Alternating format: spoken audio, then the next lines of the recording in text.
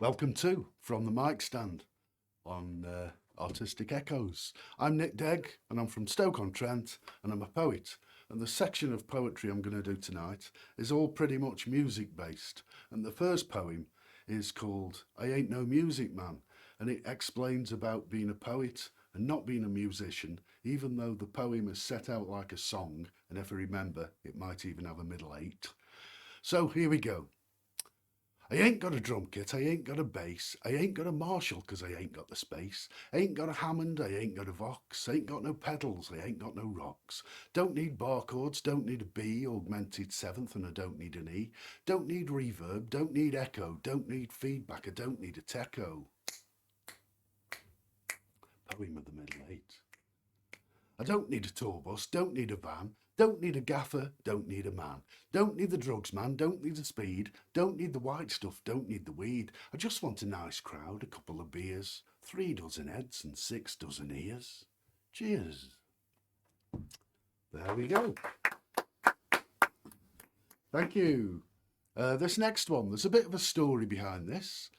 A few months ago, all of my friends, I was looking through Facebook and everybody was posting pictures of the moon. So I thought, what's going on? So I went over to the window and it's like the moon had landed on Congleton. So I wrote a poem about the moon. Who is the moon? The moon is called Keith, and it makes drumming noises down at the town's end where they commit adultery. And if you're quiet, shh, you can hear an ant whistle. Who is the moon? The moon is called Keith. There we go.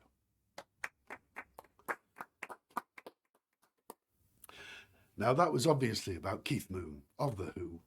And I suppose really there's a rock and roll hierarchy. I suppose really you've got Elvis at the top. Not my cup of tea, but Elvis at the top. And then you've got the next level like Jim Morrison, Jimi Hendrix, and the fella out of Queen with the teeth and folks like that. And then I suppose way, way down in the cellar, you've got people like Shakin' Stevens. But I like going down into the cellar for my stuff. So here is a poem about Shakin' Stevens. Snow is falling all around us, and I can't help thinking about Shakin' Stevens, which is a bad thing 'cause me legs go wobbly, but not in a rocking good way. So I'll go through the green door of this old house and have a hot dog with Julie and Marie Marie, both looking good in their lipstick, powder and paint, and I'll say, what do you want to make those eyes at me for? It's late. Give me your heart tonight or I'll cry just a little bit. Ooh, shaky. You drive me crazy. There we go. Good old Shakin' Stevens.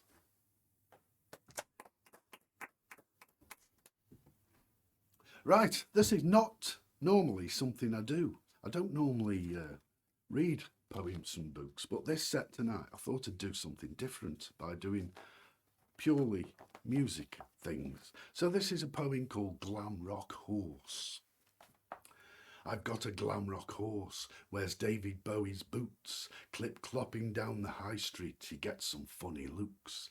I've got a glam rock horse, wears Noddy Holder's hat, the one with mirrors all around, what do you think of that? I've got a glam rock horse, he's always trying, but he knows he's not as cool as Brian. I've got a glam rock horse who plays the bass guitar, thinks he's just like Quattro, that's Susie, not the car. I've got a glam rock horse, blockbuster for a gun, eats too many sugar lumps, has foxes on the run. I've got a glam rock zebra who rides a big white swan. It's not quite a horse, but he likes to get it on. There we go. That was obviously about Mark Bolan. This next one, oh, how do I go about this next one? I worked with a local musician in Stoke. I've known him for many years. We used to be in a band together yonks ago. And he saw a set of me poetry and he said, I tell you what, mate, we've got to get in the studio and we've got to put some of your stuff to music. So that was the idea. And we were both, well, we are still both massively into Public Image and the Gang of Four and the Clash and Joy Division and stuff like that. So that's the kind of vibe that we wanted. And what I'll ask of the people who are watching and listening is, I'm going to be doing this poem with the music in my head. So the verse has got a bass line that goes and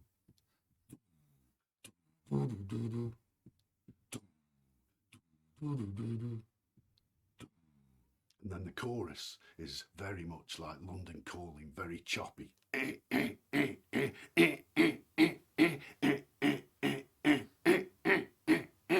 So, verse, and then you've got the chops.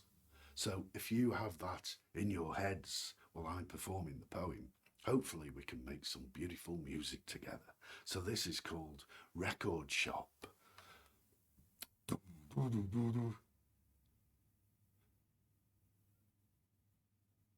A whoosh of warm air and the ding of a bell, softly and slowly closes the door. Trust in the dust that tickles your nose. Sniff out a bargain, sniff out a gem. It's the record shop. It's the record shop. It's the record shop. It's the record. Lock me in here, away from the world, safe and sound, and capture my ears. Capture my ears with intros not heard, new and exciting, stylus in groove. Look at the walls, hung with the past, stereo and mono, slices of life. It's the record shop. It's the record shop. It's the record shop. It's the record. Adopt the stance, flat to the rack, tipping and flipping and lifting one out. A long-term want is handled with care, money exchanged, it's in the bag. A whoosh of cold air and the ding of a bell, softly and slowly closes the door of the record shop. Cheers. Now, I'm not sure how that worked, but it worked in my head. It worked in my head. Okay, what have we got next? Oh, yeah. This is a poem called Mixtape, because remember the olden days when we used to have a C60 and our loved one, we'd make them a mixtape. So this is that. I made you a mixtape and send it in the post. I put cardboard around it to stop it getting crushed. It took 3 nights to make it, another for the cover and another to listen back to check that it flowed. I did it on a TDK, the best cassette I find, to open up your heart with someone else's words. Every track was chosen to create a mood of loss, to make you think of me, an early orange juice.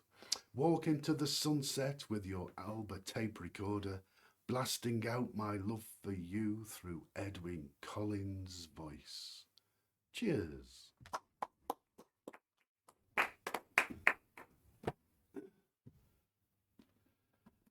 Now, as I am performing in front of a great big double bass, I thought it's appropriate to do a jazz poem because we've all got opinions on jazz, I'm sure, haven't we?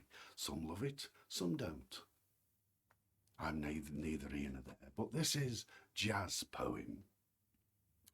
This poem wears a polo neck jumper, smokes jetons cigarettes, hangs around in underground clubs with a goat's milk beard. It will make you tap your foot in an odd sock, nod your hair, and all of this in monochrome.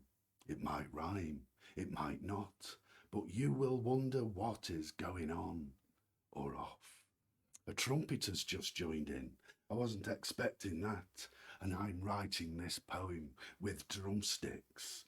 These drumsticks are cool, man, cooler than a pen, cooler than a nice cube, cooler than 5/4 time, cooler than Lionel Hampton, cooler than duffel coats, cooler than a line that doesn't end. Here comes a half diminished seventh, here comes a G69, here comes another pint of Old Peculiar, here comes a Gibson 175. I dropped my drumstick down the stairs and Roger turned around. Thought it was a new beat. He really dug it, man. Jazz. Cool. Cheers. I'm really rattling through these. This next poem is, it's about a school reunion. And at the school reunion, there was somebody at school that we didn't particularly like. So I based a poem around something that you might recognise.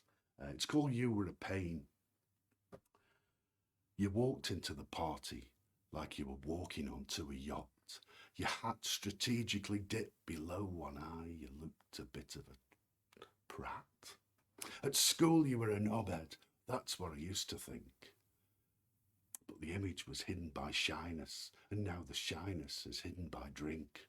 You were a pain. I bet you think we all liked you. You were a pain. I bet you think we all liked you.